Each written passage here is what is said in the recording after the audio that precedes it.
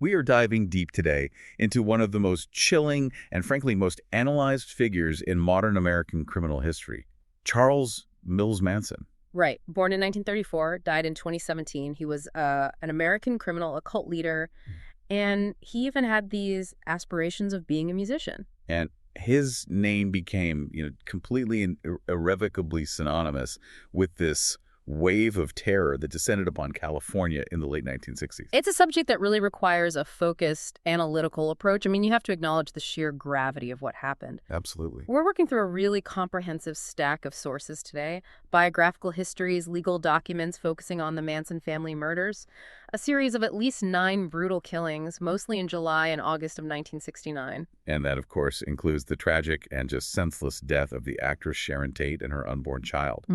Our mission in this deep dive is to trace the complete trajectory of his life. We're not here to just, recount the same facts. We want to understand the mechanisms. How does someone like that come to be? Exactly. How does a person who spent over half his life locked away become this charismatic guru who could compel other people to commit such extreme, gratuitous violence? Right. So we'll be unpacking the critical phases. Yeah.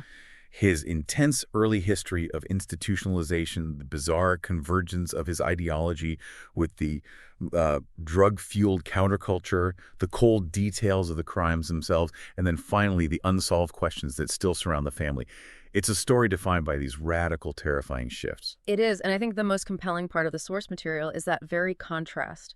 The rigid, aggressive structure of his early life and then the absolute chaos that came later. So to begin, we have to address the foundation, or maybe the complete lack of one. Right. Charles Mills Maddox was born in Cincinnati, Ohio, to Ada Kathleen Maddox. She was just 16 years old at the time. And he was instantly destabilized. He never knew his biological father, a man named Colonel Walker Henderson Scott Snur. The reports basically describe him as a transient con artist. So that instability was immediate, and it was harsh. When Charles was only 5, his mother and her brother were arrested For assault and robbery in 1939. And this led to young Charles being placed in the care of an aunt and uncle in West Virginia. The records show that. He later characterized the brief period after his mother's parole in 1942 as the happiest time of his childhood. But it was just a moment, wasn't it? It was. That stability didn't last. His mother, who struggled severely with alcohol dependency, was arrested again soon after. This time for grand larceny, though the sources say she wasn't convicted. But the damage was done. That cycle of abandonment, then a brief reunion, then relapse. It directly fueled his escalating juvenile delinquency. And you see that escalation happen really fast. By the age of 9, Charles sets his school on fire. At 9 years old. 9. He was already struggling with severe truancy, persistent petty theft. And this behavior gets him placed in the Debalt School for Boys in Indiana at age 13. Which is a very strict, kind of military-style Catholic school for delinquents. And the accounts of that place are disturbing. They note that punishment for even minor things included beatings with paddles or straps. So he responded to that strict confinement by doing what he would do for his entire life. Rebellion and flight.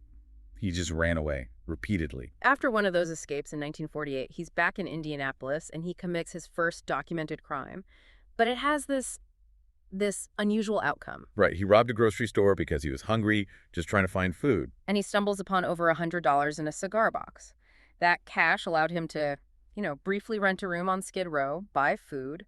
It reinforced this early lesson for him that crime could equal freedom. It could equal agency. The problem was, this crime spree just kept escalating. He tried to hold a legitimate job as a message delivery boy for a few weeks. And that lasted all of a few weeks. Then he was right back to theft. By 1949, he was sent to the famous Boys Town in Omaha, Nebraska. It's a facility he escaped from just 4 days later. 4 days. He and another student then steal a gun and a car, and they commit 2 armed robberies on their way to Illinois. And that led to his commitment to the Indiana Boys School. And here, I think, we begin to see the really profound psychological trauma that shaped his adult behavior. The environment there was reportedly brutal. He was subjected to repeated sexual assaults by older students, and the sources note this shocking lack of staff intervention. Some even suggest it was encouraged, alongside the repeated beatings. He ran away from that one school a staggering 18 times. 18. And it's in this hyper-aggressive environment that he developed what he later called the insane game. Which was what exactly? A defense mechanism. A desperate psychological defense. He would intentionally act out, screeching and grimacing, doing whatever it took to convince stronger aggressors or the staff that he was genuinely insane. The goal being just to make them leave him alone. Exactly, out of fear or just sheer revulsion. And this learned behavior, this performing of madness for protection, it becomes absolutely critical when you look at his later public persona and, all his courtroom antics. And the crimes just keep getting more serious, which quickly pulls him into the federal system. Right. After another escape and more armed robberies, he's arrested in Utah for the federal crime of driving a stolen car across state lines. And this is such a critical distinction, because federal crimes carried much more severe sentences than state charges back then. That's why he ended up serving decades instead of just a few years. He was then sent to Washington, D.C.'s National Training School for Boys. The testing they did there paints a really fascinating, if contradictory, picture of him. It really does. Despite all the truancy, aptitude tests showed he was functionally illiterate, but... He had an above-average IQ of 109. Exactly. But any potential for intellectual development was just overshadowed by his behavior. His caseworker there gave this chilling description that became the defining assessment of his adolescence.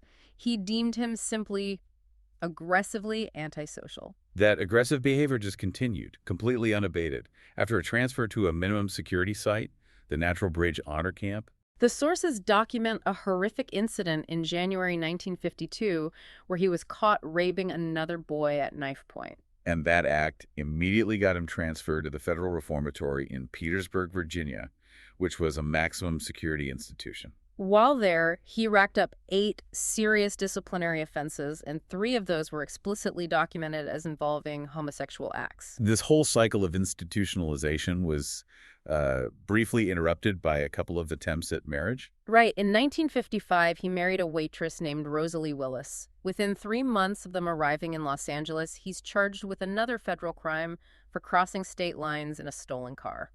While he was serving time at Terminal Island, Rosalie gave birth to their son, Charles Manson Jr. And the breakdown of that marriage really gives you some insight into his paranoia and his controlling nature.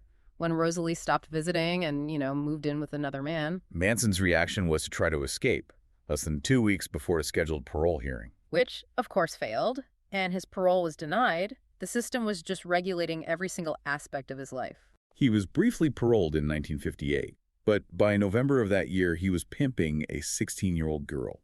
This is when he enters his second, equally brief marriage to a woman named Leona Candy Stevens in 1959. The prosecutor, Vincent Bugliosi, he later hypothesized that this marriage was less about companionship and more of a legal tactic. Right, to prevent her from being compelled to testify against him. Manson was ultimately charged with violating the Mann Act. And for anyone unfamiliar, the Mann Act, formerly the White Slave Traffic Act, essentially prohibited transporting women across state lines for immoral purposes, in this context, prostitution. So he was actively pimping, which led to a previous check-cashing sentence being reinstated because he violated his probation. And while he was serving time at the U.S. Penitentiary at McNeil Island in Washington, he did pursue some, self-improvement or at least networking. He took guitar lessons from one of America's most famous Depression-era criminals, Alvin Creepy Karpis of the Barker Karpis Gang. He also got the contact info for a producer at Universal Studios, a man named Phil Kaufman. He was clearly already trying to manufacture some kind of path into the entertainment industry. It's all part of the picture. But if you look back at this whole period, it's the duration that is just astonishing. It is. By the time he was released on March 21st, 1967, at the age of 32, Charles Manson had spent over half his life, nearly 17 years, in prisons and institutions. Largely due to those strict federal sentences. And this is where the ultimate paradox of his life occurs. The sources confirm he actually requested permission to stay inside. He said prison had become his home. He was biologically an adult, but psychologically he was completely stunted and institutionalized. He was terrified of the outside world, yet desperate for recognition. So we moved from the stark, rigid structure of federal maximum security, where he had actually found a kind of stability, right, to the hyper-liberal, drug-fueled, anti-establishment epicenter of the late 1960s counterculture in San Francisco. This transition alone is one of the most critical parts of his evolution. It's huge. Less than a month after his release in 1967, Manson moves first to Berkeley and then quickly relocates to the famous Haight-Ashbury district. An environment defined by its experimental nature. Manson immediately starts using LSD frequently. And here is where we uncover a truly bizarre detail from the source material, this strange intersection of government research and criminal activity. Manson's own federal probation officer, a man named Roger Smith. Right. He was actually working at the Haight-Ashbury Free Medical Clinic, the HAFMC, which Manson and his rapidly growing circle of followers began to frequent. And the sources confirm that Roger Smith and the clinic's founder, David Smith, were getting significant funding. Funding from the National Institutes of Health and, reportedly, the CIA. It was all under the umbrella of studying the psychological and social effects of LSD and methamphetamines on the counterculture. So Manson and his group weren't just taking drugs, they were literally subjects in a research project. Exactly. The implication is enormous. You have this highly volatile, recently released convict who is suddenly thrust into a sort of laboratory-like environment where high-potency drugs are available and being actively studied. And David Smith, who observed him closely, noted that the change in Manson's personality during this period was the most abrupt Roger Smith had observed in his entire professional career. The clinic was essentially providing this enabling environment for his mental and philosophical shift. And this new freedom, coupled with the heavy drug use, it allowed Manson to synthesize his own philosophy, this bizarre, potent, and entirely self-serving mashup. He pulled elements from the Bible, from Scientology's rhetoric about clearing the mind, from Dale Carnegie's self-help, From Robert Heinlein's sci-fi novel Stranger in a Strange Land, and crucially, from the music of the Beatles. Let's break down that synthesis because it's really the operating system of the family. He weaponized these sources. How so? Well, he took Carnegie's principles, which are about winning friends and influencing people, and he just warped them into methods for absolute psychological control. And Stranger in a Strange Land. That's about a human raised by Martians who comes to Earth and becomes a messiah figure. Manson drew this profound sense of self-importance from that, a messianic identity. He claimed he was the second coming of Christ and combined it with apocalyptic interpretations of the Bible. And this philosophy, it proved irresistible to vulnerable people. Highly effective. His recruitment targeted social outcasts and emotionally insecure individuals who were just searching for meaning. His first major recruit was Mary Brunner, a 23-year-old UC Berkeley library assistant. Followed by Lynette Squeaky Frum. He offered them not just drugs and freedom, but this absolute sense of belonging and divine purpose. Brunner even had his son, Valentine Michael. David Smith, who was observing all this at the clinic, analyzed Manson's method as psychological reprogramming. He said Manson used LSD, sleep deprivation, and unconventional sexual practices to turn his followers into empty vessels that would accept anything he poured. And this wasn't accidental. Family member Paul Watkins later testified that while Manson encouraged these large group LSD trips, Manson himself would strategically take lower doses. So he could keep his wits about him. Exactly. He could maintain supervisory control while his followers' minds were completely compromised. The narrative he sold them was that they were the reincarnation of the original Christians and that the establishment, the police, Hollywood, the government, were the Romans. Right. And the group grew quickly, settling into a communal life. The followers, who were mostly young women, were later infamously dubbed the Manson Family by the media and Vincent Bugliosi. And the cult activity quickly led them right into the heart of the establishment Manson claimed to despise, Hollywood. In April 1968, Dennis Wilson of the Beach Boys picked up two female hitchhikers, Patricia Krenwinkel and Ella Jo Bailey. And they introduced him to their guru, Charlie, a man who had only recently been released from prison. Wilson was initially fascinated. He referred to Manson as the Wizard. And he made this extraordinary decision to house Manson and his growing family at his Sunset Boulevard home for about 6 months. The sources detail that the women essentially acted as servants. And Manson, using this incredible access, recorded numerous songs at Brian Wilson's home studio and was aggressively seeking a record contract through the producer, Terry Melcher. This period led to the infamous song conflict. The Beach Boys recorded Manson's song Cease to Exist, but they renamed it Never Learn Not to Love. Dennis Wilson claimed sole writing credit, stating that Manson had relinquished his publishing rights for, quote, about $100,000 worth of stuff. Manson felt cheated. And the relationship turned highly volatile when Wilson tried to distance himself.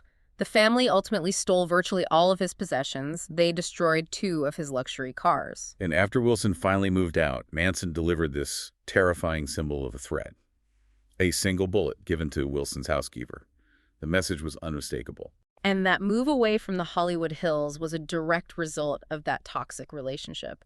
It cemented Manson's paranoia and his escalating sense of grievance. In August 1968, the family settled at Spahn Ranch, an old, dilapidated Western movie set. The price of their free rent there was brutal. The female members performed chores and were required to have sex with the nearly blind 80-year-old owner, George Spahn. It was in this isolated, rugged environment that Manson's philosophy mutated into the full-blown, apocalyptic vision known as helter-skelter. He became obsessed with the Beatles' White Album, believing the songs contained coded messages directing him. He interpreted the music, particularly the tracks Helter-Skelter and Piggies, as a prophecy of an imminent, violent race war. And Manson, who had this white supremacist worldview from his early life and his time in institutions, believed Black Americans would rise up and commit widespread slaughter against the white population. But in his twisted view, because Black people were not intelligent enough to survive on their own, they would ultimately need a white Manson to emerge from hiding and lead them. Exactly. And the family was actively preparing for this. The plan was terrifyingly specific.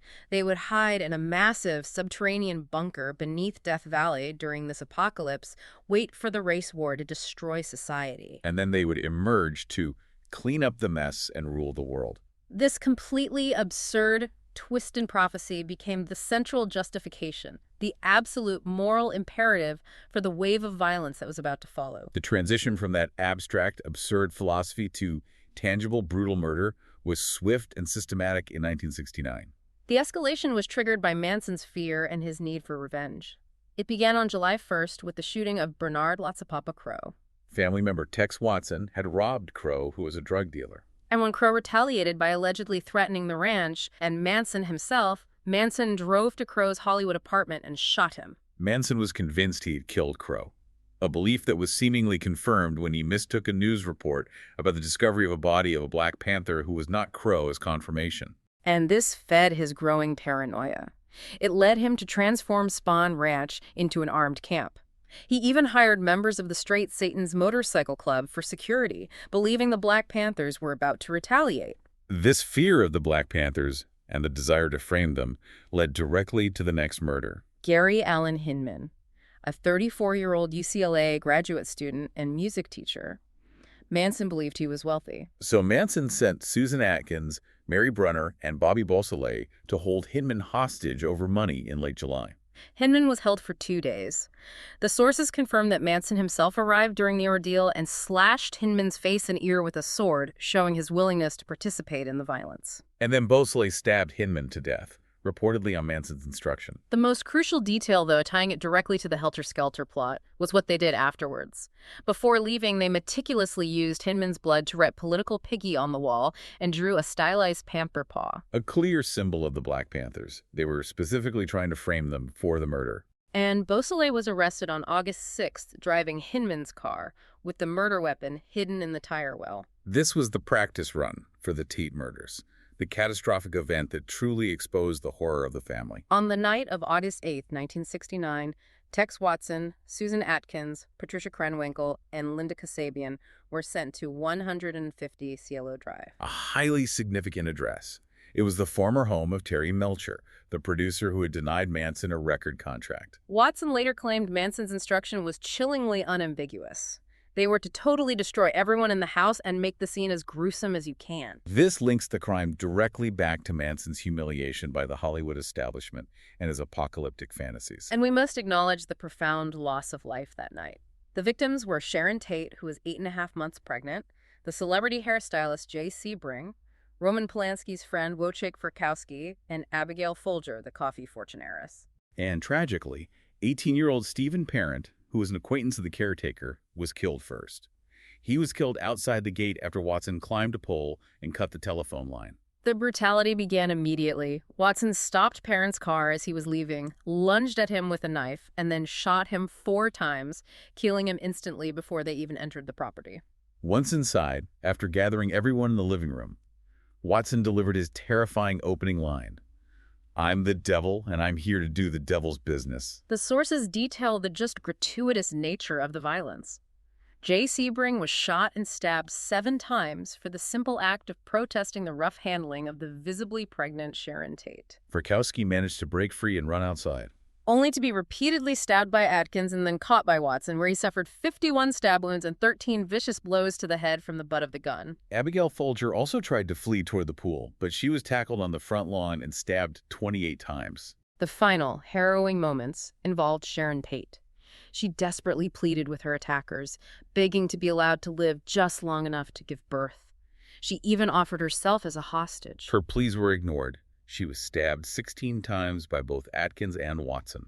The coroner determined the cause of death was massive hemorrhage. Following Manson's directive to leave something witchy, Susan Atkins wrote the word pig on the front door in Tate's blood. This was their attempt to copy the Hinman scene, to maintain the guise that the murders were politically motivated, likely by the Black Panthers, or perhaps even intended to free Beausoleil. Manson, however, was allegedly displeased with the outcome. Perhaps he felt it wasn't decisive enough to truly trigger the race war. So the very next night, August 10th, he drove out again with Watson, Krenwinkel, and Leslie Van Houten. He directed them to 3301 Waverly Drive, the home of supermarket executive Lino LaBianca and his wife, Rosemary. And Manson took the first step himself. He personally tied up Lano and Rosemary LaBianca, covered their heads with pillowcases. He then left, leaving the others to execute the couple and, critically, to improve upon the previous night's sloppiness, to make the message clearer.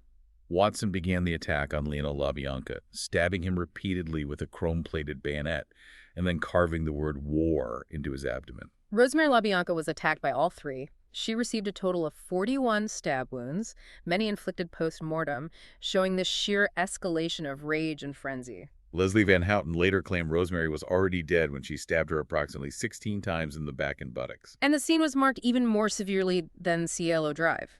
Patricia Krenwinkel used the victim's blood to write "Rise, Death to Pigs," and the misspelling "Helter-Skelter" on the walls and refrigerator. And she then took it a step further, leaving a carving fork jutting out of Lino's stomach and planting a steak knife in his throat.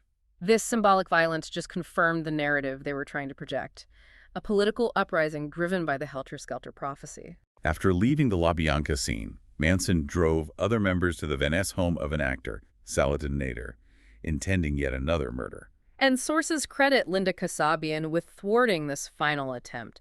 She deliberately knocked on the wrong apartment door, rousing a stranger and scaring the others away. The initial investigation really struggled to connect these horrific, seemingly random events. Immensely. The Tate murders were initially dismissed by detectives as a drug deal gone wrong. They largely ignored the bloody writing similarities to the Hinman case. The connection finally started to form with the discovery of the LaBianca scene the next day. The similarity in the bloody writing was just too strong to ignore. And crucially, a report noted a possible link between the writings on the refrigerator and the singing group, the Beatles' most recent album. So the Helter-Skelter theory, which must have sounded completely insane, was now officially part of a murder investigation. The breakthrough, though, was purely circumstantial at first. Manson and about 25 others were arrested in October 1969 at Barker Ranch for stealing and vandalizing cars. Right, for converting Volkswagen Beetles into dune buggies and burning an earth mover. And while she was detained for the Hinman murder, Susan Atkins began talking to her bunkmates, telling them everything about her participation in the Tate LaBianca crimes. Once Atkins started talking, the whole structure just began to crumble. Warrants were issued in December 1969 for Watson, Krenwinkel, and Kasabian. Linda Kasabian became the prosecution's main witness. Given that she hadn't participated in the physical killings and she was the driver who witnessed everything. Right. She was granted immunity in exchange for her detailed, highly specific testimony about what happened on those nights. And there was physical evidence recovered as well. Yes, a 10-year-old boy named Stephen Weiss found the distinctive .22 caliber revolver Watson had used near the Tate residence. And an ABC television crew, acting on a newspaper account of Atkins' testimony, found and recovered the bloody clothing the killers had discarded.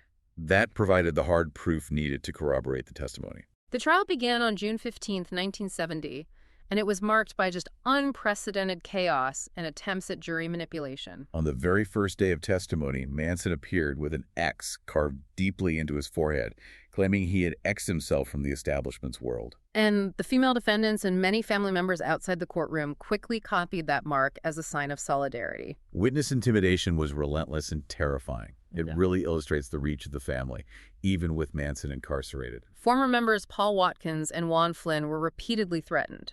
Watkins was severely burned in a suspicious fire in his van. And in maybe the most blatant example, former member Barbara Hoyt, who is set to testify about what Atkins had told her. She was allegedly drugged with multiple doses of LSD by another family member, Ruth Ann Morehouse, while in Hawaii, in an attempt to prevent her from testifying. The atmosphere was so charged that at one point, after being denied permission to question a witness, Manson tried to physically attack the judge, Charles Older. And the sources confirm that after that incident, Judge Older began wearing a revolver under his robes for the rest of the trial. The reality in that courtroom was one of palpable threat.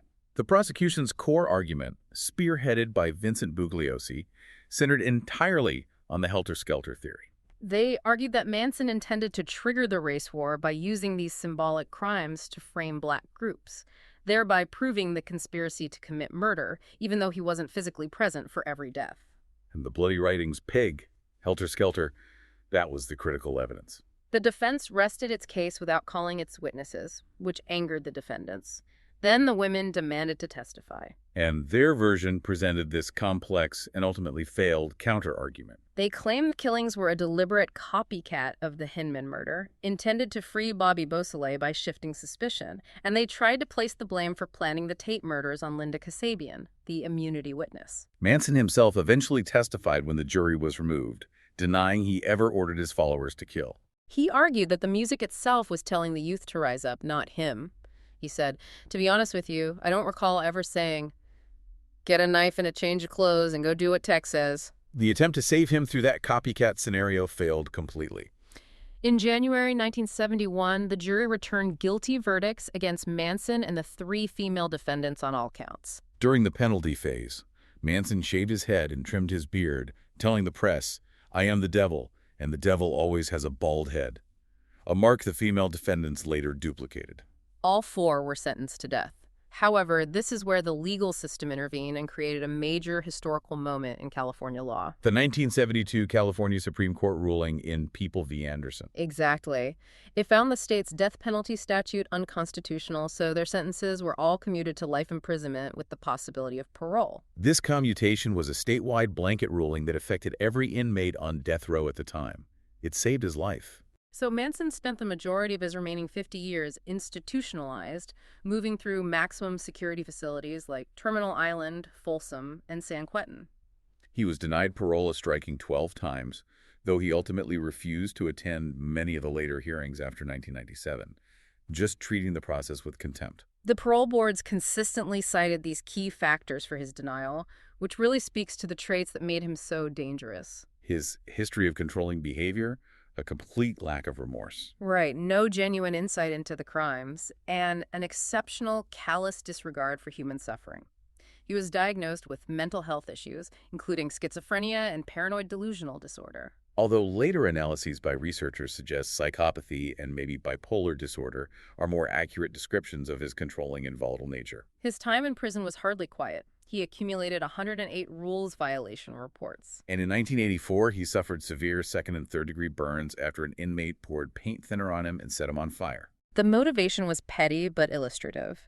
The attacker said that Manson had verbally threatened him over his Hare Krishna chants. By the time of his later interviews, the famous X he carved into his forehead during the trial had been replaced by a large, crudely drawn swastika tattoo. He remained manipulative and defiant.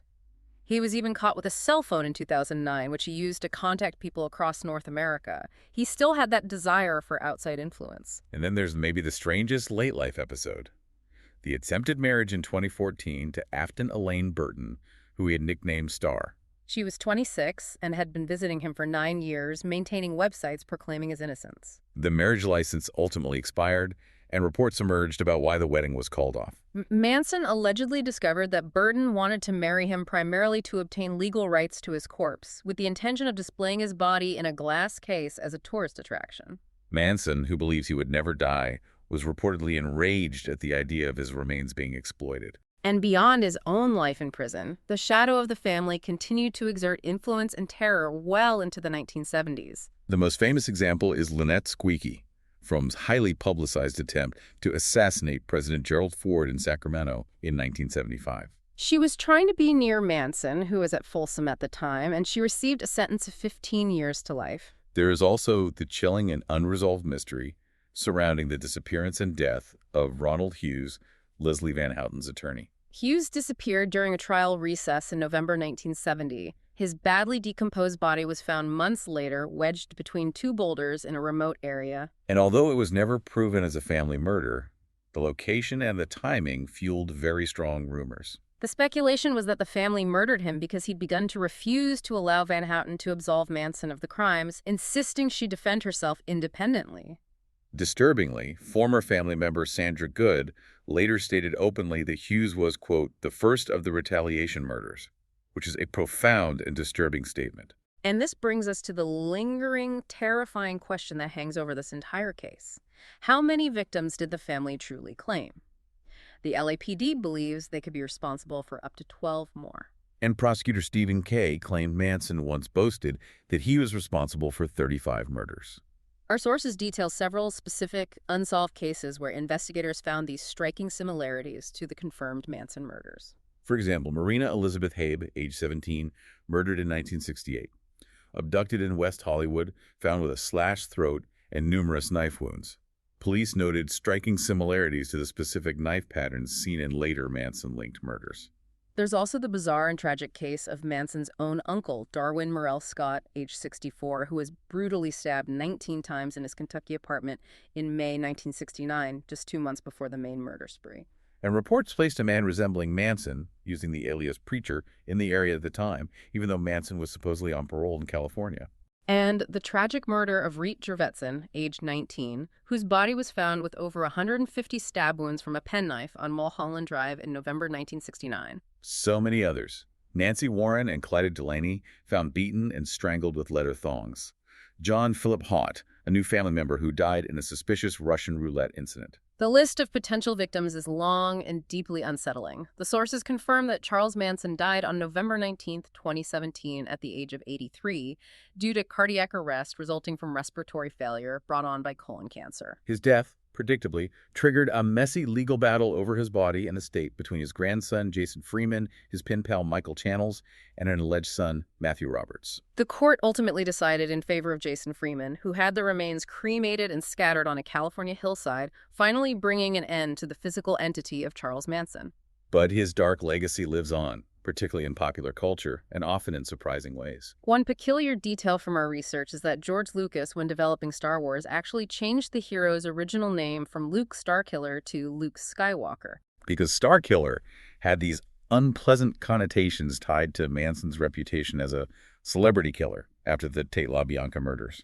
It's incredible, and when we look at the entire scope of this deep dive, the sheer length of his institutional life, the research context of the HAFMC, his bizarre attempt at a music career with the Beach Boys, the strict adherence to a twisted pop music prophecy like Helter Skelter, the complexity is just overwhelming. We've traced a life that was fundamentally institutionalized and aggressively antisocial for decades. Yet upon entering the highly liberal, information-rich, and drug-fueled environment of the late 1960s, he was able to instantly craft an ideology potent enough to lead highly capable young people, many from educated backgrounds, to commit acts of extreme, gratuitous violence against strangers. Which raises a significant question for you to reflect on long after this deep dive is over. Given the profound psychological trauma Manson suffered in institutions and the chaotic nature of the Haight-Ashbury scene, what was the true core mechanism of his influence? Was it the institutionalization that created this need to dominate, or was it the specific historical moment of the 1960s counterculture that provided the perfect, empty landscape for his extreme manipulation to take root and flourish? That balance of personal pathology and historical opportunity is the enduring shadow of the Manson family.